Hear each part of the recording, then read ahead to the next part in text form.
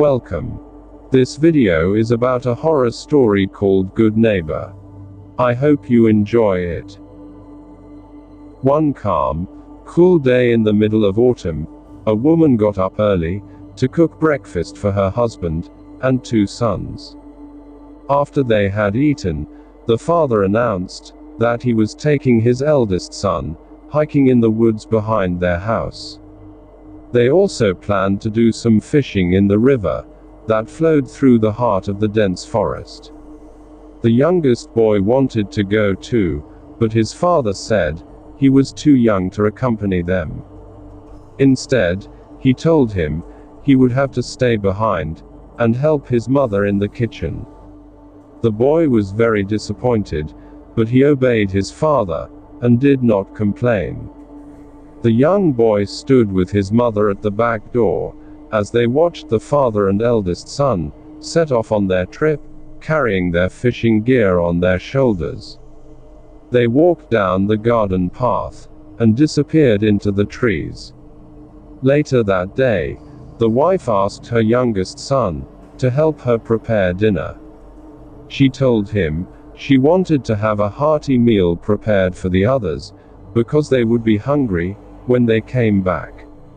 When the dinner was finally cooked, she sent her son upstairs to wash his hands, and waited for the rest of her family to arrive. After a while, she began to become worried.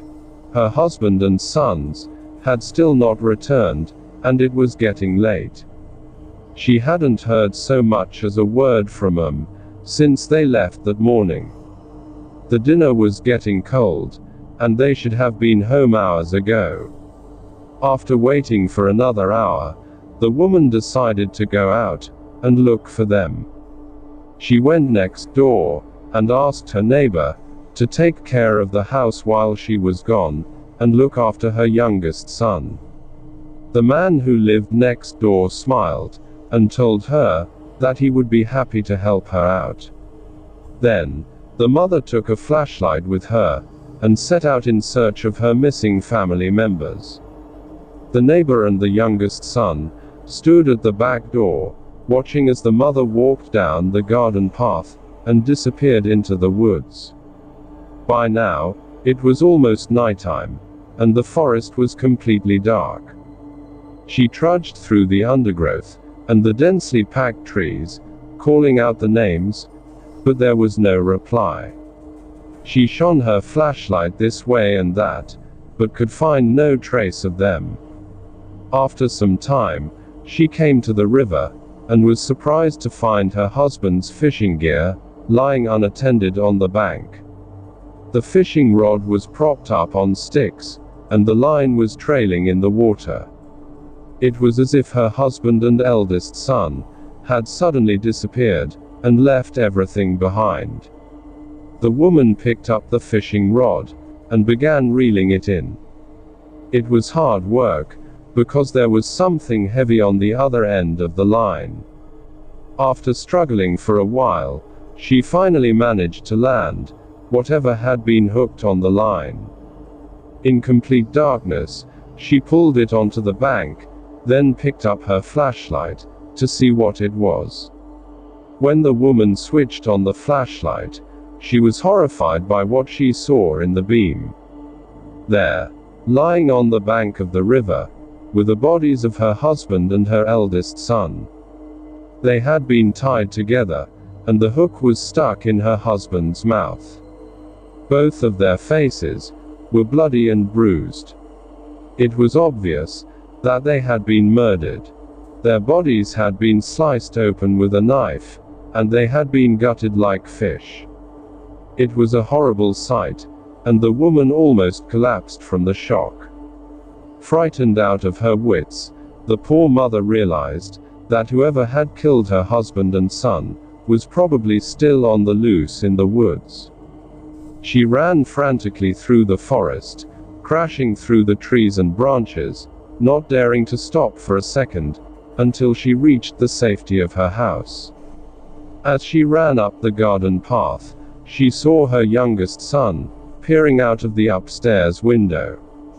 He stared at her, his eyes wide open, and his face pale and frightened.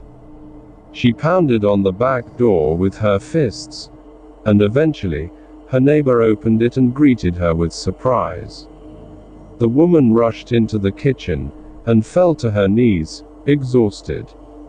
Trying to catch her breath, she told her neighbor how she had discovered the dead bodies of her husband and eldest son in the woods. Tears were streaming down her face, and she was hysterical. The neighbor tried to calm her down, and then told her he was going next door to call the police. When the neighbor left, the woman composed herself, then went upstairs to break the tragic news to her youngest son. She was dreading the thought of telling him that his father and brother were dead.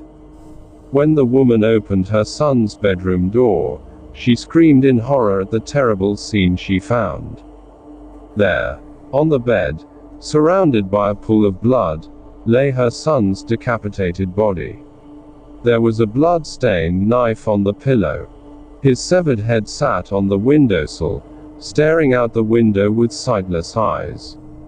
The devastated woman called the police, but when they arrived, they found that the house next door was deserted, and the neighbor was long gone. For days, they searched the woods, but they never found any trace of him. Thank you for watching. I hope you liked this horror story. See you in a new horror stories.